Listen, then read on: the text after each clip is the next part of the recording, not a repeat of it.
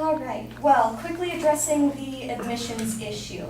Yes, I do concede the point that by making public colleges free, there will be a higher demand from students wanting to get into colleges. However, I would argue that those students who are now trying to get into college are students who would not have been able to either otherwise. They are students who, if college were not a free option for them, would be unable to improve their quality of life and be unable to achieve the upward mobility that even some college, as my partner mentioned in our opening statement, that even some college shows an improved yearly income from just a high school education.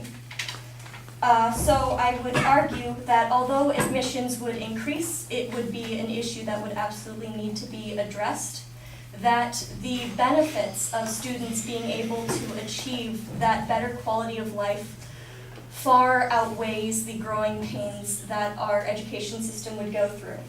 Next, I wanted to quickly address the issue of taxing the ultra-wealthy, specifically the negative offered an example of a yacht luxury tax.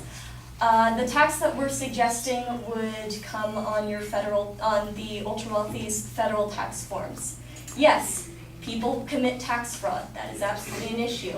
However, that is not the same as trying to tax people for buying a boat. This is a tax people have to pay. Then they made the argument that every generation is more educated than the other. This is also true. This is also a good thing. However, with every progressive generation, we have also accumulated greater and greater loans that follow us later and later into life, and at this point, follow your family after you die.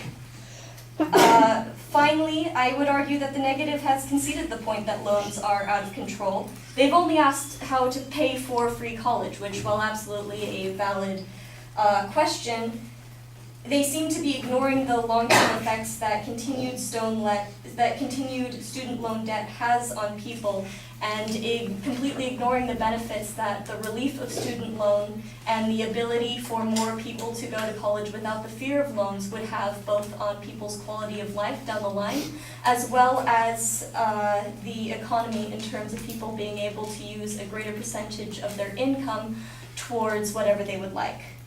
I'd like to close with this final statement. The greatest failing of our current higher education system is that it has become built on a lie. As a society, our economy and the promise of individual upward mobility are largely dependent on receiving a college education. We have promised the most disadvantaged students that with a college education they can improve their quality of life. But when they graduate, if they are even able to afford graduating at all, that better future comes at the cost of loans that will follow many of them for the rest of their lives. This is true for them, it's true for me, and it will be true for most of you. If you can get a job, you will make more money, but much of that increased income will go back to paying off loans. In a society that believes a college education could change a person's life, how can we justify punishing people with practically mandatory lifelong debt for believing in that promise? Thank you.